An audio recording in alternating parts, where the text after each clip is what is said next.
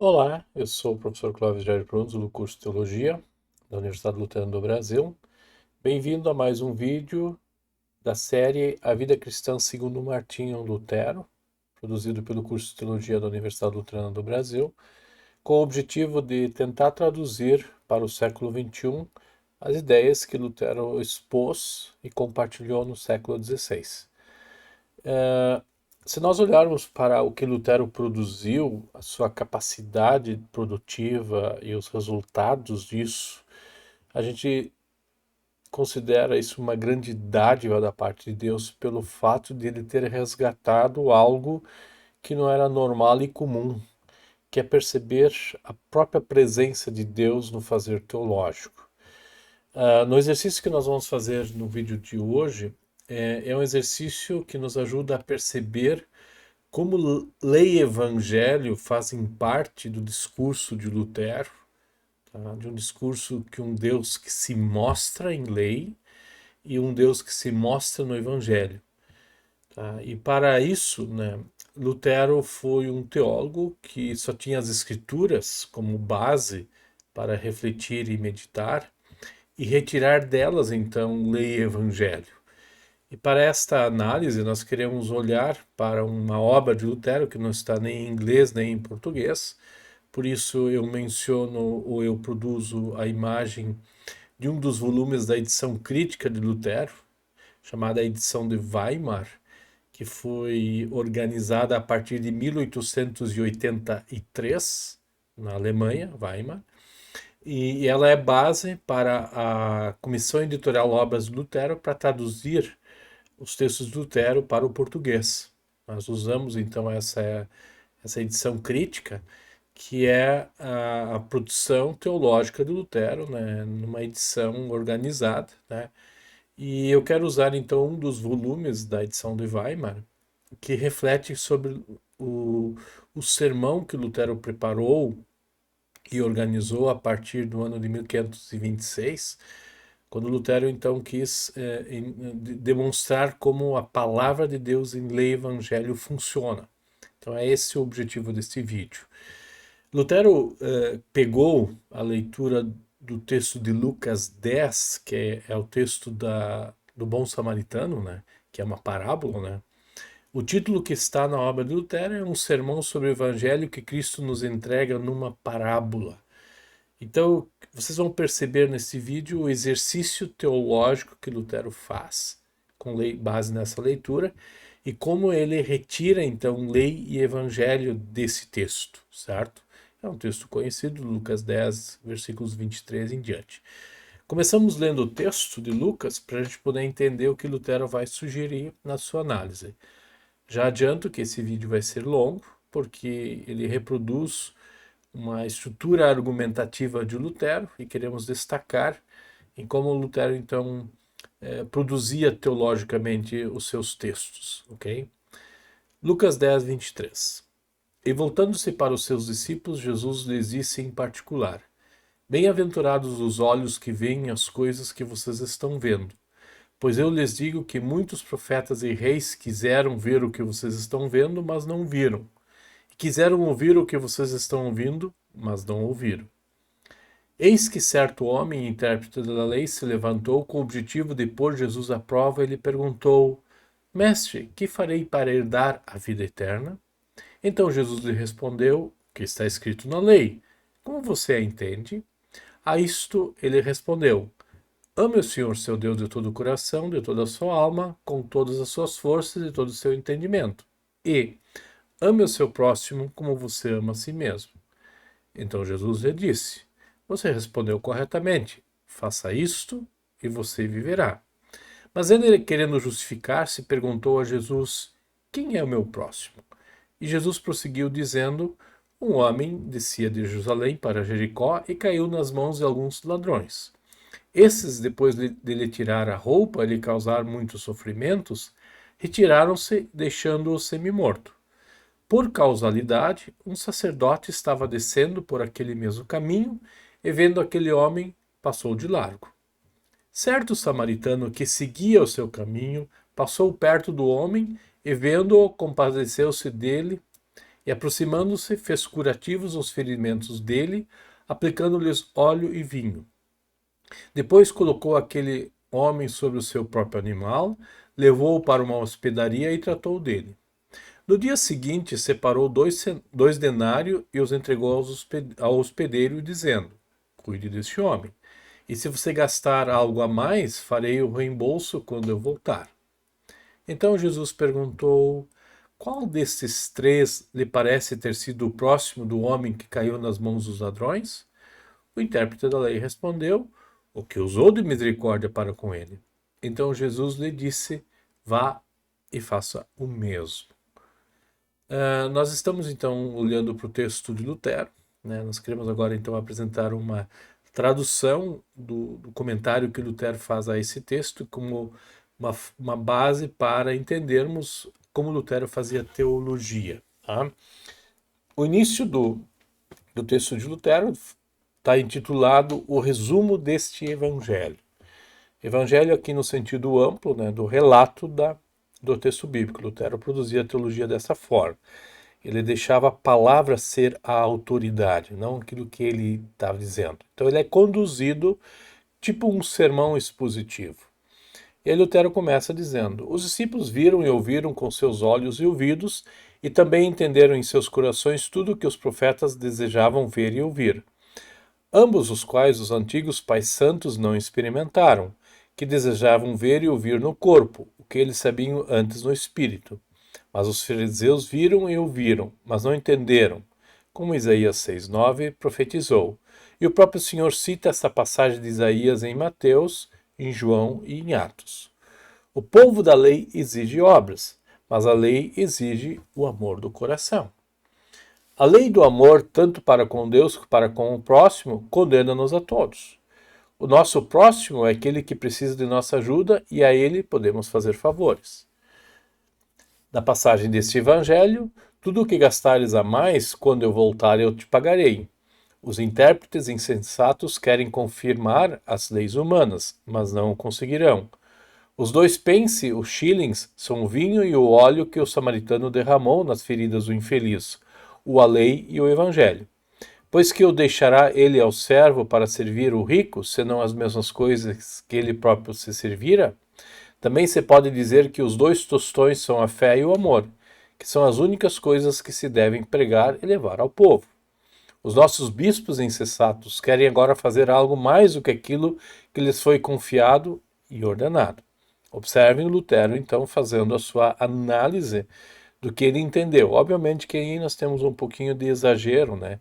Ou de dar sentido a coisas que não são tão importantes, como, por exemplo, as 2 moedas, né? Que o samaritano usou para pagar o custo. O que é mais? Não significa sobrecarregar o doente com mandamentos e instituições humanas, diz Lutero, pois o que seria mais tolo?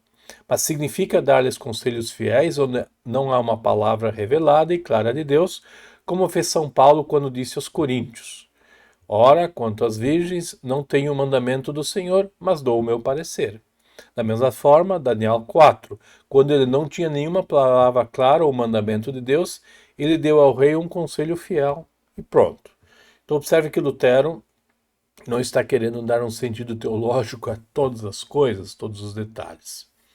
Bom, aí nós temos a análise que Lutero faz dividindo o sermão em partes, né? Ele faz então uma descrição da lei, né? Então a primeira parte são vários parágrafos que Lutero apresenta, onde ele diz que o sermão ou o texto nos ensina sobre a lei. Ele diz: Espero que você compreenda bem essa lição do Evangelho, já que ela se repete todos os anos.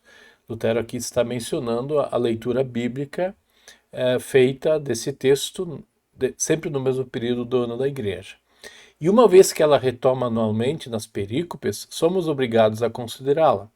Isso faremos agora com prazer e brevidade. Em primeiro lugar, o evangelista relata como Cristo, nosso Senhor, conduziu seus discípulos para um lugar à parte, e estando a sós com eles, regozijando-se em seu espírito, e disse-lhes sincera e diretamente: Bem-aventurados os olhos que veem o que vós vedes, porque eu vos digo que muitos profetas e reis desejavam ver o que vós vedes e não o viram, e ouvir o que ouvis e não o ouviram. Esse ouvir e ver devem ser entendidos simples e claramente como ver e ouvir externos, ou seja, que eles viram Cristo e seu ofício, ouviram sua pregação e testemunharam os milagres que ele realizou entre os judeus. Os judeus também viram essas coisas com seus olhos naturais e alguns deles de fato as experimentaram em parte em seus corações. Mas de fato eles não o reconheceram como Cristo, como fizeram os apóstolos e como Pedro, que representando todos os outros confessou e disse em Mateus 16: Tu és o Cristo, o Filho do Deus vivo. De fato, admitimos que até mesmo alguns dos judeus, assim como os apóstolos, o reconheceram como Cristo. Mas como eram poucos os que o fizeram, Cristo, portanto, leva seus apóstolos aqui para si mesmo, à parte. No entanto, nem em espírito, muitos profetas e reis viram Cristo, como o próprio Cristo diz aos judeus a respeito de Abraão em João 8. Abraão, vosso pai, alegrou-se para ver o meu dia, e viu-o e alegrou-se. Então os judeus pensaram que ele falava da visão natural, mas Cristo falou da visão espiritual, como todos os corações cristãos piedosos viram antes dele nascer, e ainda o veem diariamente. Pois se Abraão o viu, sem dúvida muitos outros profetas em quem o Espírito Santo habitou o viram. E embora essa visão tenha feito com que os santos pais e profetas fossem abençoados, eles tinham um anseio e um desejo real e sincero de contemplar Cristo, o Senhor, na carne, como é indicado repetidas vezes nos profetas. Aqui nós temos um parágrafo de como Lutero interpretava o Antigo Testamento. Seus olhos não viram, nem ouvidos ouviram, mas o Espírito revelou Cristo, tanto para Abraão como aos profetas do Antigo Testamento.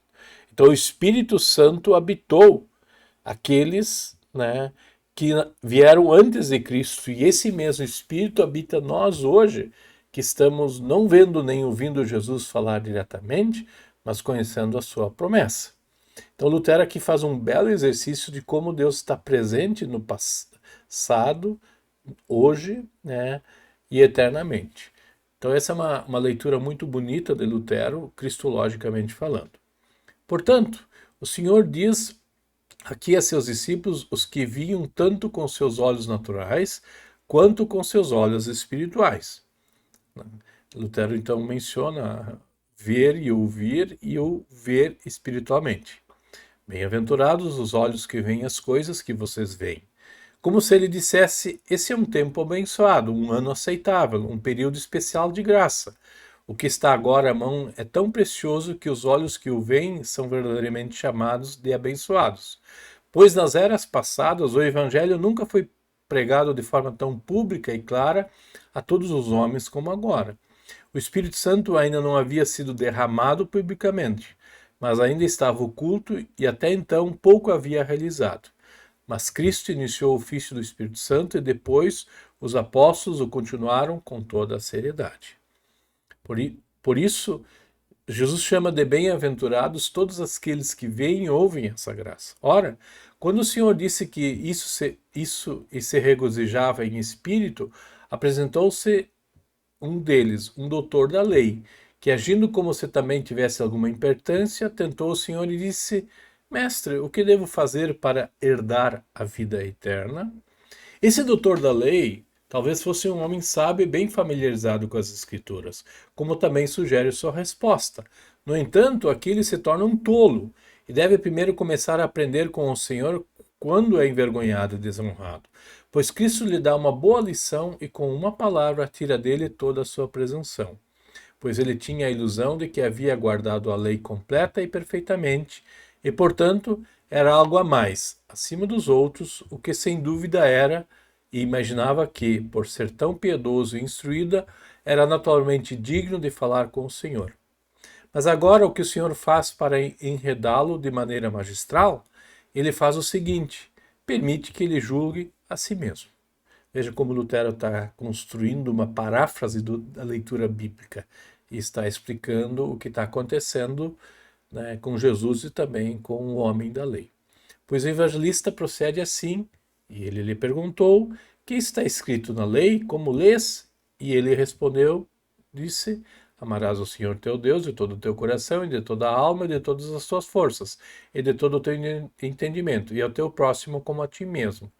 E ele lhe disse, né, Jesus respondeu ao intérprete da lei, respondeste bem, faz isto e viverás.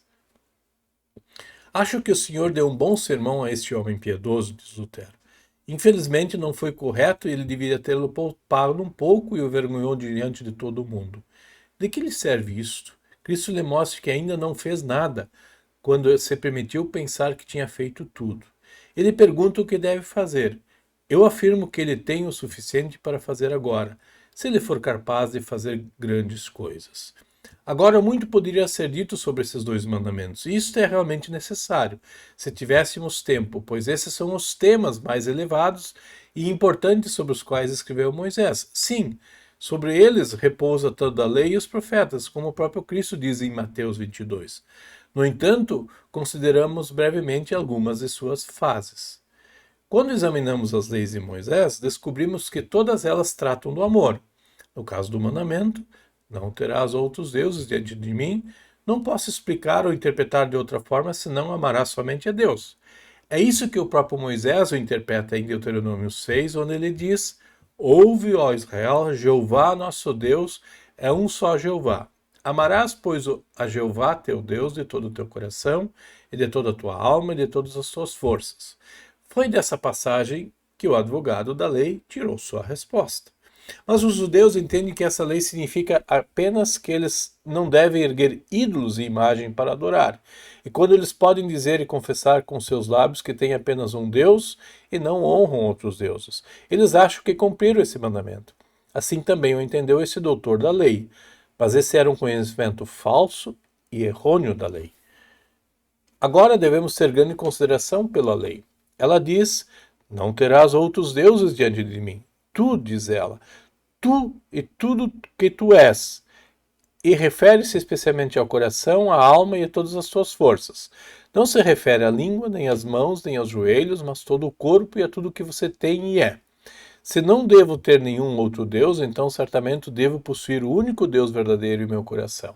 Ou seja, devo em meu coração ser afeiçoado a Ele, sempre me apegar a Ele, depender dEle, confiar nele, ter meu desejo, amor e alegria nele, e sempre pensar nele. Assim como dizemos em outras ocasiões, quando nos deleitamos com alguma coisa, que ela tenha um gosto bom em nosso coração. E quando alguém fala ou ri sem ser sincero e não o faz de coração, dizemos: você ri, mas não está em seu coração. O coração é uma coisa muito diferente dos lábios. Portanto, nas Escrituras, o coração significa o grande e ardente amor que devemos ter por Deus. Aqueles que servem a Deus apenas com os lábios, com as mãos ou com os joelhos, são hipócritas, e Deus não se importa com eles, pois Deus não quer apenas uma parte, pelo contrário, Ele quer o homem inteiro. Exteriormente, os judeus se abstinham de idolatria e serviam a Deus apenas com os lábios, mas seu coração estava longe dele, cheio de desconfiança e incredulidade. Por fora pareciam belos, como se fossem sinceros, mas por dentro estavam cheios de idolatria. Por isso o Senhor disse em Mateus 23: Ai de vós, escribas e fariseus hipócritas, porque dais o dízimo do hortelã, do anis e do cominho, e deixais de lado o mais importante da lei: a justiça, a misericórdia e a fé. Porque sois semelhantes aos sepulcros caiados, que por fora parecem formosos, mas interiormente estão cheios de ossos de mortos e de toda a imundícia. Assim como também vós exteriormente pareceis justos aos homens, mas interiormente estáis cheios de hipocrisia e iniquidade. São pessoas realmente perversas aquelas que se tornam orgulhosas nas coisas externas, que desejam se justificar e de se tornar piedosos por meio de suas obras, como esse advogado faz aqui. Vejam que caráter orgulhoso ele tem. Apresenta-se em seu próprio nome e pensa que Cristo não o repreenderá. Sim, ele se permite pensar que o Senhor exaltará e elogiará sua vida na presença de todo o povo, e não pensa em aprender nada com o Senhor, mas apenas busca o seu próprio louvor. O pretendente ignorante teria ouvido de bom grado um salmo de louvor do homem que o povo estimava e de quem todos se admiravam. Assim fazem todos os hipócritas, que exteriormente exibem suas obras excelentes, grandes e nobres. Eles dizem, ou eles bem dizem, que não buscam honra e louvor, mas no íntimo de seus corações estão cheios de ambição e desejam que todo mundo saiba da sua santidade e sorriem muito bem quando ouvem os homens falarem dela. No entanto, o Senhor não serve a esse advogado dessa forma, mas envergonha-o. Este Cristo é um homem antipático, diz a verdade ao povo. É bem merece o que eu odeio. O advogado piedoso e santo continua a fazer o seu melhor, e não sabe se não colher grandes honras e obter grande renome para sua preciosa vida. Ele pensa que cumpriu perfeitamente esse mandamento e espera uma resposta para o favorável que o Senhor dirá. Caro Senhor, fizeste bem, ou fizeste tudo, mas Cristo vai ao trabalho e diz-lhe primeiro: faz isto? Isto é, em bom alemão, és um patife, não fizeste isso durante toda a vida? Sim, não guardaste uma única letra da lei? E assim lhe mostra a sua maldade. O pobre coitado pensa que deve sentar-se no primeiro lugar, que é realmente puro e belo e que, por direito, deve sentar-se entre os anjos em vez de estar aqui entre o povo. Que Cristo maravilhoso é este! O povo considera esse advogado como piedoso e santo, mas Cristo diz que ele deve primeiro ir e começar a cumprir a lei. Ser coerente contigo mesmo, diz Lutero, na avaliação que ele faz, que Jesus faz daquele homem, daquele intérprete da lei. Ora, esses são os quais mais pecam contra o primeiro mandamento e pensam além das palavras lidas. Devo amar a Deus e pensam que cumpriram a lei, enquanto ela permanece pairando em suas línguas e sobre seus corações, mas nunca entra. Isso, porém, não basta, é preciso ir muito mais longe, a saber que eu amo a Deus de tal modo que por ele posso renunciar a todas as criaturas, e se ele o exigir também ao corpo e à vida, sim, que eu ame sobre todas as coisas, pois Deus é um Deus ciumento e não pode permitir que amemos algo acima de si mesmo. Mas amar alguma coisa abaixo de si mesmo, é claro que ele permite. Assim como o marido pode facilmente permitir que sua esposa ame as empregadas, a casa dos utensílios domésticos, o gado e outras coisas. Mas para amar com o amor que ela deve ter por ele, ele não permitirá que ela ame ninguém além dele. Sim, ele deseja que ela abandone todas as coisas por causa dele. E assim também a esposa exige o mesmo do seu marido. Assim, Deus pode também permitir-nos amar as suas criaturas. Sim, elas foram criadas para esse fim e são boas. O sol é uma criatura excelente, o ouro e a prata e todas as coisas que são atraentes e belas por natureza levam-nos a amá-las. Isso de fato Deus permite-nos fazer. Mas que eu me apegue à criatura e a ame com o mesmo amor que amo a Deus, o Criador, isso ele não pode nem quer permitir. Sim, sua vontade é que eu negue e abandone todas as coisas. Caso ele deseje, exige isso de mim. E fique satisfeito se eu nunca mais contemplar o sol, meu dinheiro e minhas posses. O amor à criatura deve ficar muito, muito abaixo do nosso amor a ele. E como ele é o bem principal, sua vontade também deve ser amada no mais alto grau, acima de todos os outros bens. Se ele não me permitir amar nada tanto quanto eu amo, muito menos me permitir amar algo mais do que a si mesmo, ainda que seja uma criatura de sua própria criação. Agora creio que compreendes o que é amar a Deus de todo o coração, de toda a alma e de todo o entendimento.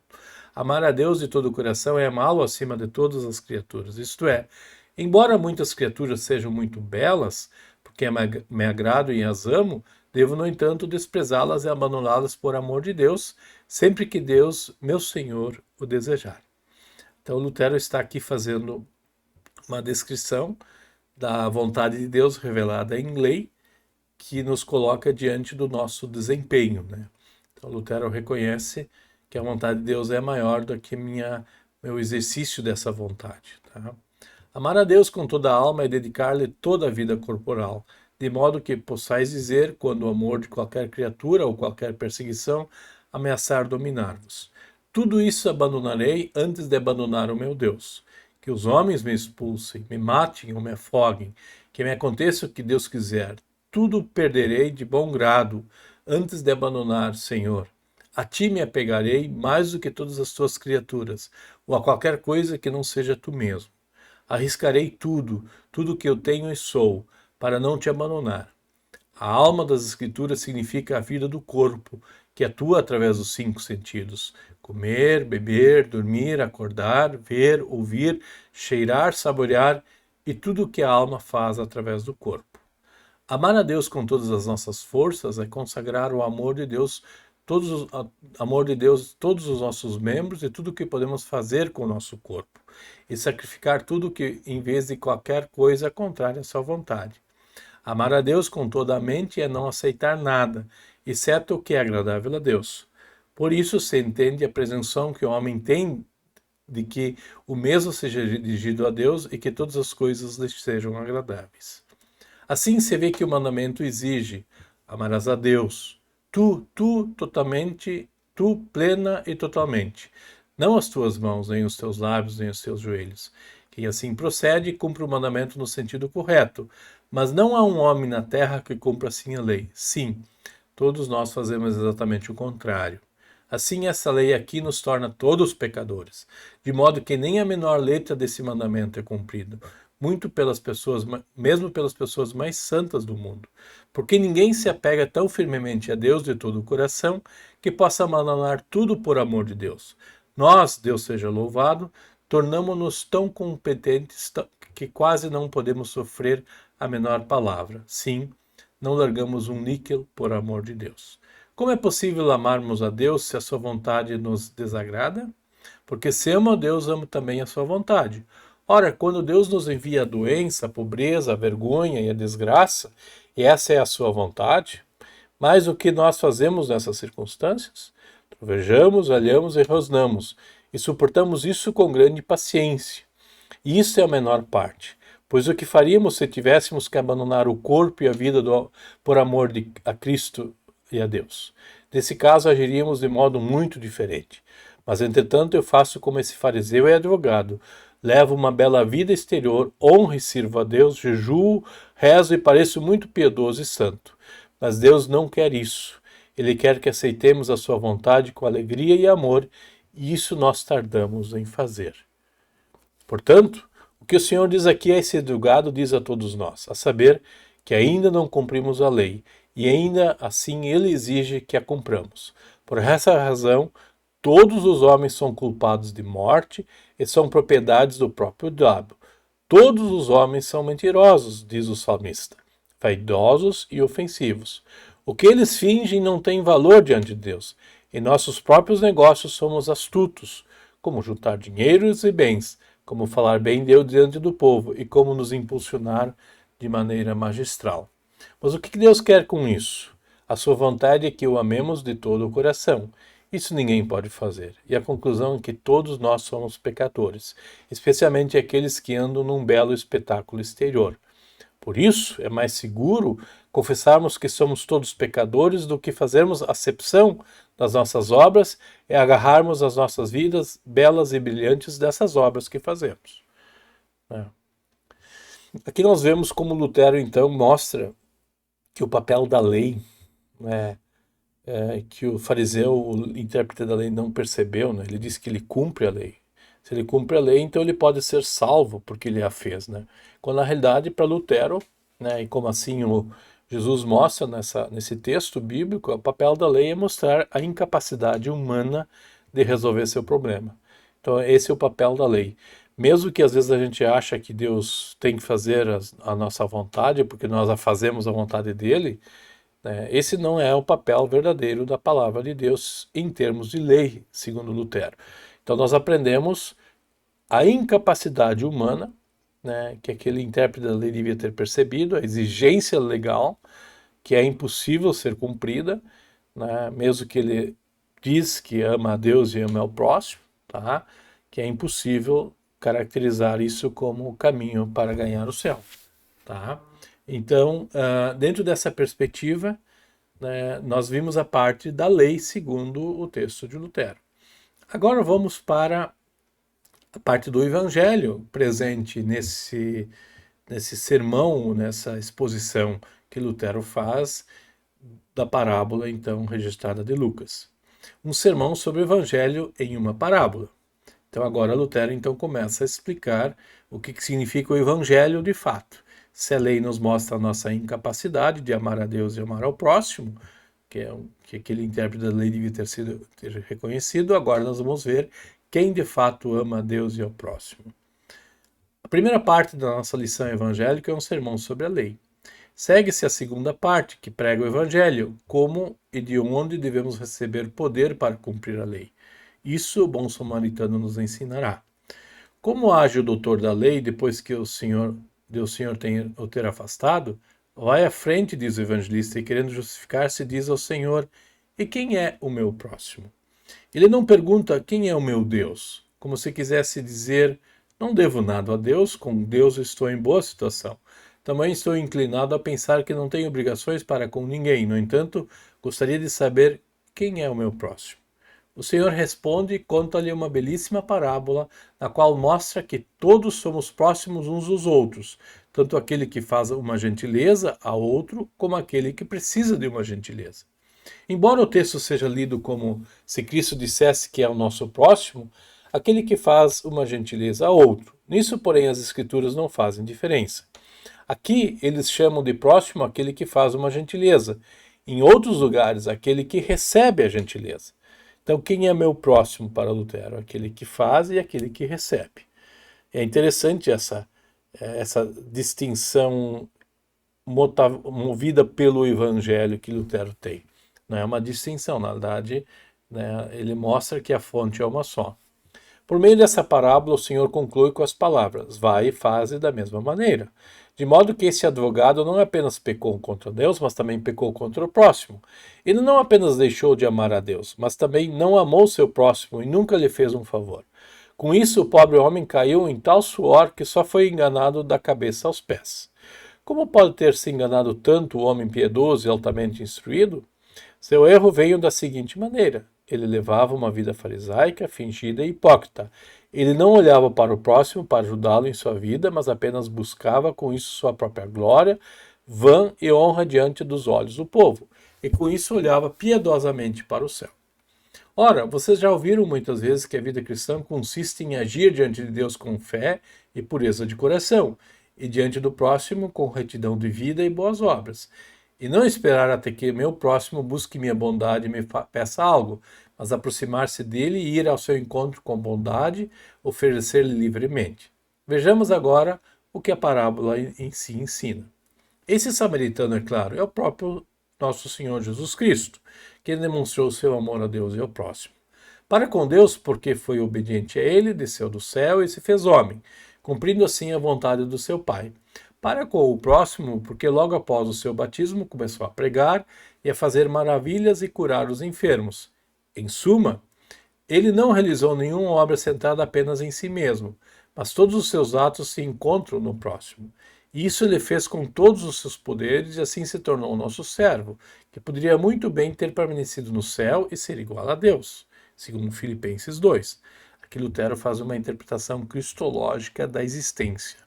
Mas tudo isso ele fez porque sabia que isso agradava a Deus e era a vontade do seu Pai.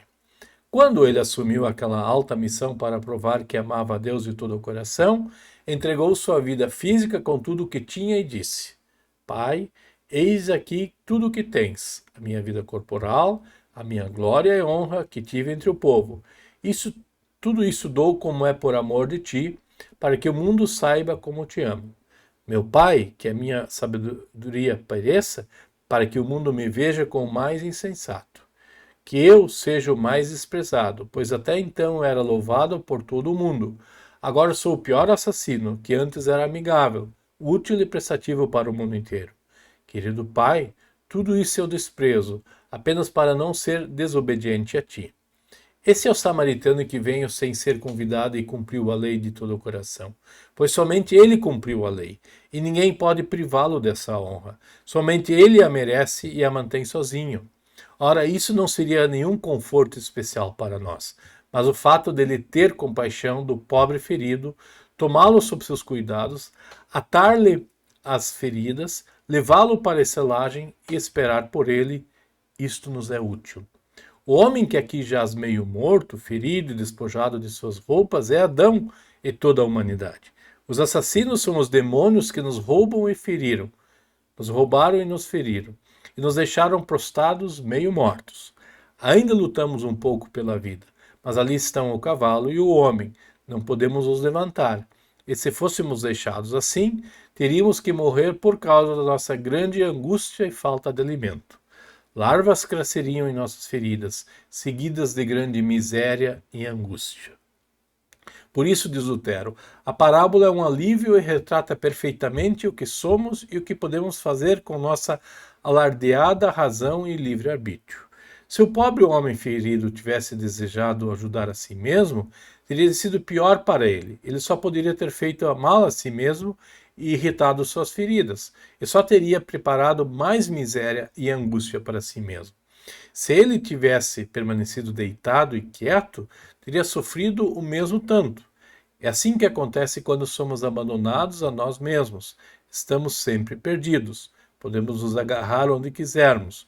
Até agora, o homem sempre agiu assim.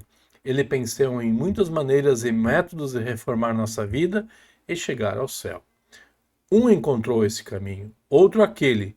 Por isso surgiram tantos tipos de ordens.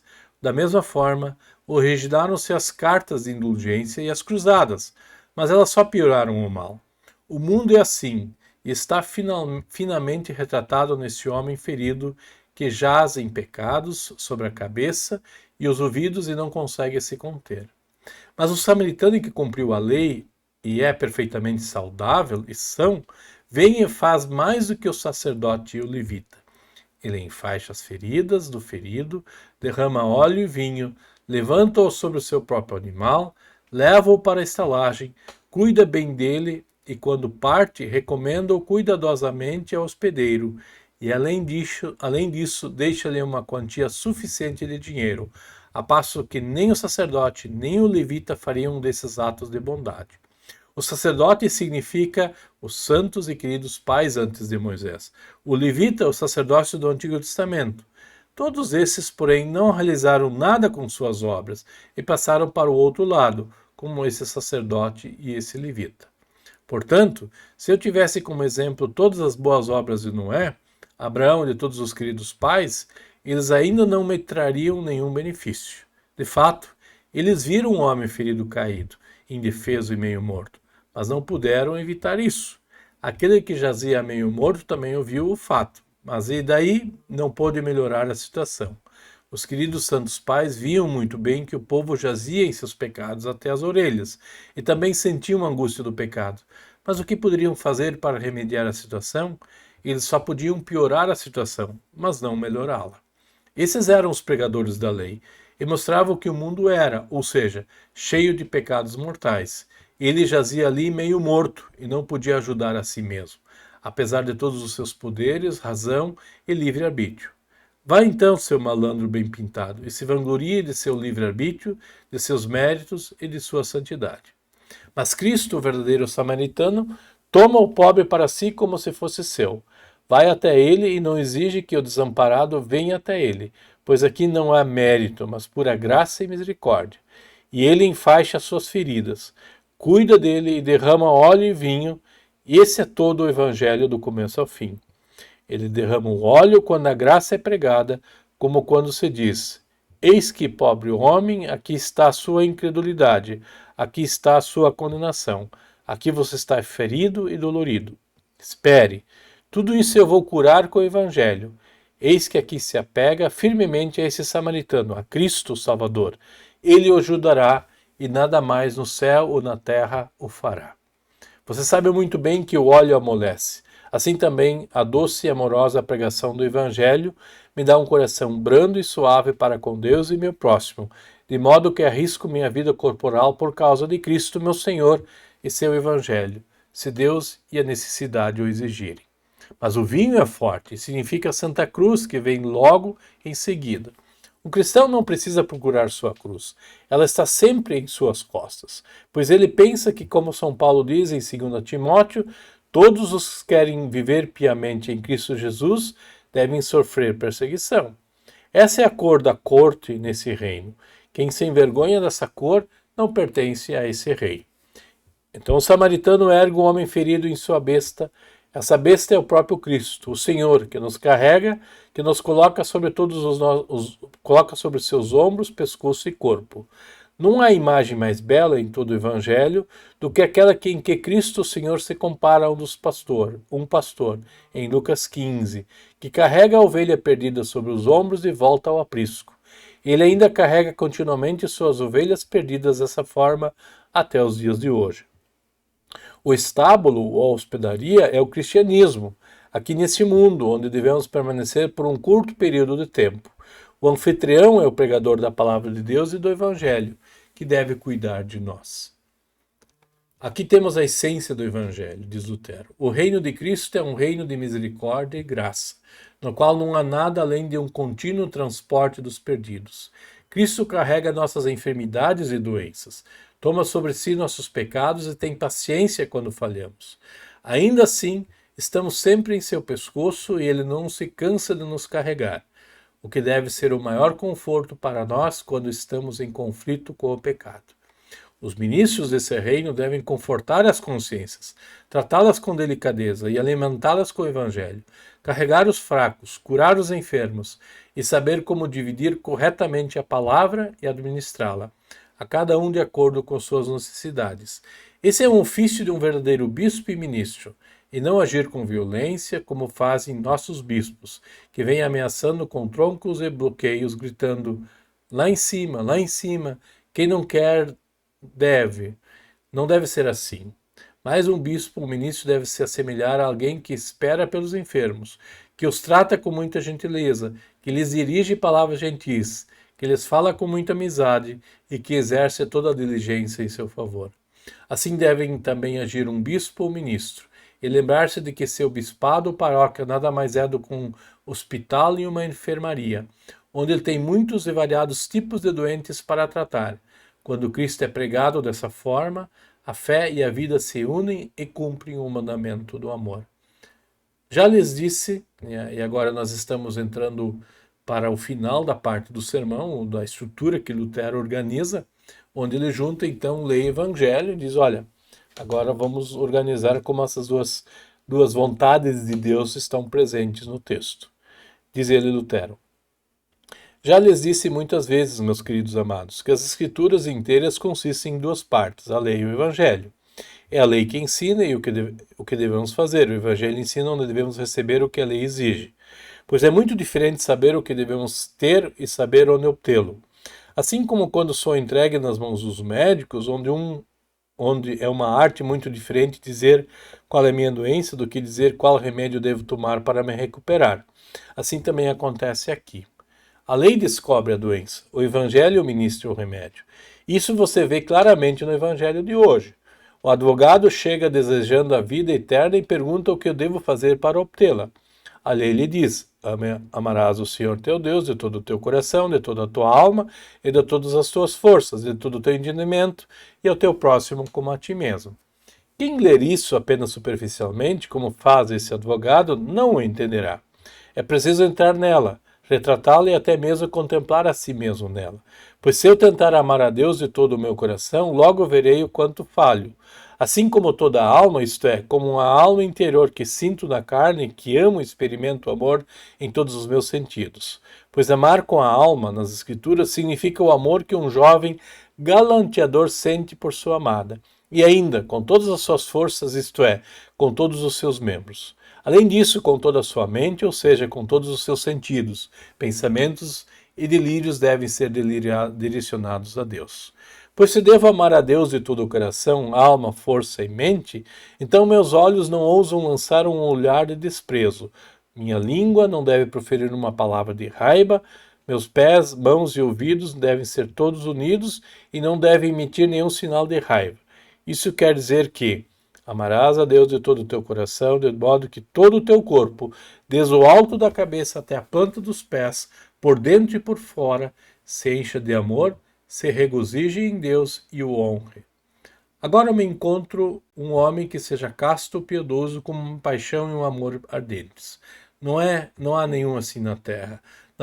Nós nos sentimos muitas vezes inclinados à ira, ao ódio, à inveja, aos prazeres mundanos, do que à ternura e às outras virtudes. E quando encontro em minha inclinação essa centelha, tudo é falso, a lei não é satisfeita. Mas não encontro em mim apenas uma centelha, mas tomo um forno cheio de fogo das más inclinações, pois não há amor no coração, nem em qualquer membro do corpo. Portanto, vejo aqui na lei, como em um espelho, que tudo o que tenho é condenado e amaldiçoado, pois nenhum jota da lei passará, mas tudo deve ser cumprido, como diz Cristo em Mateus 5. Porque em verdade eu vos digo que até o céu e a terra passem, nenhum jota, nenhum tilo jamais passará da lei, até que tudo seja cumprido.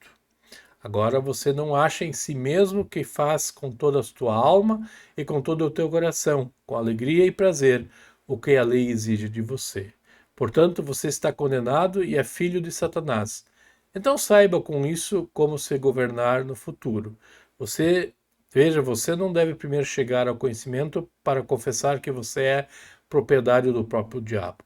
Mas se você não quiser saber mais do que a maneira como devo tratá-lo para se libertar dele, terá de perecer. É para isso que serve a lei, para que saibamos que estamos condenados, pois essa concupiscência maligna se encontra em todos nós, e no entanto não devemos ser uma centelha dela em nós. Nossos sofistas não conseguiram enxergar isto e ensinaram que se o homem faz o melhor que pode, Deus então lhe dá a graça. Esses são guias cegos e confessam que o homem tem pouco desejo pelo bem. Ainda assim, se ele for e o fizer, mesmo que desordenadamente, de má vontade, indolentemente, ele ainda assim estará fazendo em favor de Deus. Cristo aqui ensina o contrário, que devemos ir em frente com paixão e amor e cumprir a lei com mente alegre e feliz. Agora, em quem você prefere acreditar? Em Cristo ou nos sofistas? Deixo isso para vocês. A partir desse falso conhecimento, surgiram mais tarde os claustros, nos quais os homens entravam e argumentavam que se um homem estivesse apenas em um claustro, e não importava o quanto ele estivesse lá de má vontade, então ele seria salvo. Assim eles ensinavam. Mas agora a vontade de Cristo é que o homem faça boas obras de boa vontade e com alegria.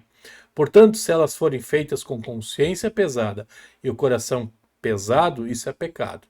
Portanto, deixem de fazer todas as obras que não realizem com prazer e amor. Portanto, eles deveriam ter dito: Homem, veja você, pobre criatura condenada. Você deveria ter prazer na lei de Deus, mas não tem prazer nela. Portanto, mostre algum prazer e amor, ou você é inimigo de Deus e amigo do diabo.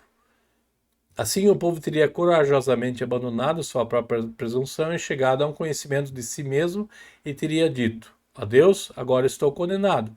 Sim, isso está certo. Aqui cada um poderia logo saber e concluir que todos nós pertencemos a Satanás, desde que encontremos em nosso interior desagrado pela lei de Deus. Portanto, lance fora corajosamente todas as obras de você. Então você encontrará prazer e amor pela lei de Deus em seu coração. De fato, sinto que a lei de Deus é santa, correta e boa, mas ela é a minha morte. E se pudesse, eu preferia que ela não existisse. E assim todas as pessoas estão dispostas em seus corações, como São Paulo escreve de forma muito bela no 7º capítulo de Romanos. Se tivéssemos permanecido nessa condenação, teríamos que permanecer para sempre. Por isso, foi acrescentada outra parte, o Evangelho, que fala da consolação e ensina a salvação, e de onde devemos obtê-lo para que a lei seja satisfeita. Ora, quando vejo pela lei que estou condenado, jazendo até mesmo entre os assassinos, meio morto, que o diabo roubou minha alma e o levou cativa em Adão e Eva, com toda a fé e justiça, e não deixou nada, exceto minha vida corporal, que logo se extinguirá. Agora vem o levita e o sacerdote, que dão satisfação humana e ensinam isso e aquilo, mas não adianta nada, eles passam. No entanto, quando o samaritano vem, ele ajuda, ou seja, quando Cristo vem e nos oferece sua misericórdia, diz: Eis que você tem a obrigação de amar a Deus de todo o coração, mas não o fez. Agora creia em mim, e lhe darei os meus sofrimentos. Isso me ajudará. Então ele me ergue em sua besta, isto é, em si mesmo, e me leva para a hospedaria, isto é, para a igreja cristã. Depois disso, ele vem e derrama em mim a sua graça, que eu olho de modo que sinto que estou deitado em seus ombros, o que me dá uma consciência muito alegre. Além disso, ele derrama em mim vinho, que é para devorar e afogar o velho Adão. Mas mesmo assim não estou perfeitamente bem. De fato, a saúde foi derramada em mim e há uma mudança para melhor. Mas ainda assim não estou perfeitamente restabelecido. Enquanto isso, Cristo me serve e me purifica por meio da graça que Ele derrama em mim, de modo que dia após dia eu me torno mais puro, mais suave, mais gentil e mais crente, até que eu morra, quando serei totalmente perfeito.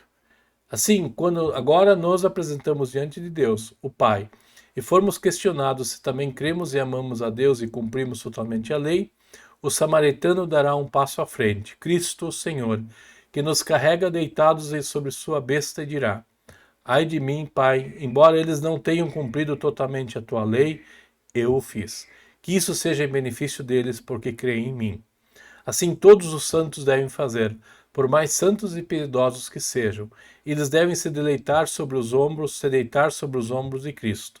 Se nem mesmo as pessoas mais santas, como os sacerdotes e levitas, puderam satisfazer a lei, como podemos nos esforçar para fazê-lo com nossas obras reinantes, carecas e bonés?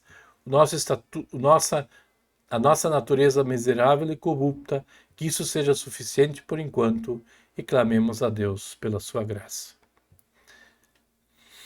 O que nós vimos nesta apresentação, né, nessa estrutura de lei e evangelho, como Lutero está no seu tempo produzindo teologia com as pessoas, né, mostrando que a lei é a vontade de Deus, né, e a gente vê em Lutero um uso da lei extremamente com o objetivo de descrever a doença do ser humano como pecador, apontando para o verdadeiro bom samaritano. Lutero não usa esse texto para falar da ação social da igreja, da vida social, da vida de atividades. Aliás, Lutero tem clareza de que onde Cristo está, há vida e vida em abundância. Por isso, Lutero considera que o bom samaritano é Cristo. A exegese que Lutero faz do texto é apontar para Cristo, que é o objetivo do texto de Lucas. Então, dessa forma, né, nessa análise que nós fizemos desse sermão de Lutero, longo, né? Você deve estar cansado de assistir e chegar até agora, mas o texto de Lutero, que não está em português, ele nos ajuda a ver claramente como Lutero, então, quer trabalhar a atuação do Espírito Santo, né, que está presente já em Abraão, nos profetas, e agora usa a presença real de Cristo diante dos discípulos para mostrar o verdadeiro caminho a Deus, que é o próprio Senhor Jesus. E nós que estamos hoje olhando para essa passagem e lemos essa passagem hoje e ensinamos ela na igreja, queremos mostrar exatamente que nós, como igreja, continuamos sendo a grande enfermaria onde o bom samaritano nos colocou para sermos cuidados. Tá? Então essa é a visão que Lutero tem da história bíblica, né, deixando claramente, então, lei e evangelho com o objetivo de que a obra de Deus continue sendo feita.